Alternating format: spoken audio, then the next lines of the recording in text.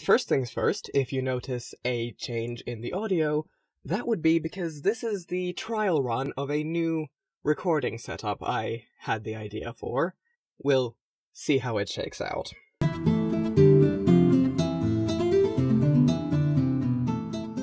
This is probably going to be a bit of a weird video, but I was talking to my sister, and it kinda got me thinking. So I'm just gonna try to sort out my thoughts, and see if it comes out to anything that makes sense. All of this was sparked by a conversation my sister and I had in the car after I'd finished reading a book she'd lent me, Det förlorade paradiset, 13 skymningsberättelser, by Yvonne Hoffman. It's an okay book, I guess, but thoroughly underwhelming. I liked maybe 3 of the tales in it. The rest ranged from weird to so predictable they became bland. But anyway, we were talking, and we specifically got on the topic of one of the stories. It's about a girl who goes to work as a live-in babysitter for the summer. She travels with the kids and their grandmother to a rented summer home, where they find 2 old monkey dolls in a playhouse? Is that what this thing is called in English?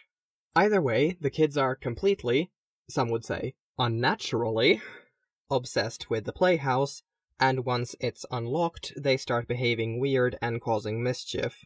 But every time they're confronted about it, they just say, "It wasn't me." Blah blah blah, we all know where this is going, it's the monkeys. Anyway, at the end of the story, as with many short horror stories, there's the final twist line. You know, that one that's supposed to nail the horror home even further. But in this one, it's about how one of the monkeys' names, Anteja, actually sounds like inte jag, Swedish for not me. So, while the girl thought the kids were saying, "It wasn't me," they were actually saying, "It was Anteja." Yeah, I know it doesn't translate, that's not the point. Now, beyond being borderline condescending to the reader, like we couldn't figure out it was the monkeys without the book literally spelling it out for us, it also really confused me for a second. Because, you see, I was reading this book in my own accent. Because that is what one tends to do while reading. But my accent is fenno-Swedish, so I was left sitting there kind of squinting like, does it though? See, the way I would say, "It wasn't me," is "Det var inte jag," and you might notice that inte jag and Anteja don't actually sound a whole lot alike. Never mind that I was reading the name like Anteja, which I would argue is the natural Swedish way to read a name that's spelled like that. But whatever.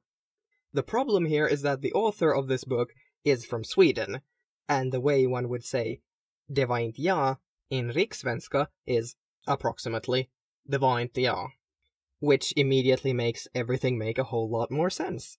But because I was reading in fenno-Swedish, it just flew clean over my head. And this then got me thinking about reading with an accent.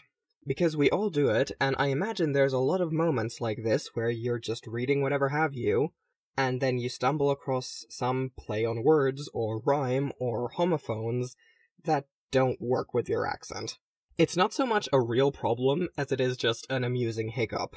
I also wonder if authors ever think about this as they're writing, or if their own accent is so deeply set in their bones that it doesn't even register until later, possibly even until someone else points it out to them. I know that I, for example, don't really consider my writing from the perspective of other accents, and I have a real hard time trying to figure out how to describe the names of my characters, for example, to people who don't have Finnish or Swedish pronunciations in their background.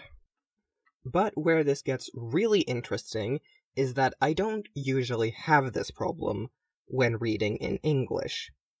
My accent in English is weird. My mom grew up in Baltimore, I first learned English as a home language, and then, because I live in Finland, which is in Europe, I learned British English in school. People in the US can pretty much always tell that I'm not from around there, but people outside the US, not so much. But when I'm reading, I don't usually get caught on accent eccentricities that much. And if I do, I can usually sort them out pretty quick. And I kind of started to wonder why that was. Until I realized that it's because I forgot that Rikssvenska exists. Well, I didn't forget. I'm passively aware of that it is a thing, but unlike with English, where the media I consume comes with a vast variety of different accents from many different countries and regions, with Swedish, I pretty much stay within Finland. My Swedish-speaking social circle is pretty much entirely comprised of Finnish people who all speak fenno-Swedish.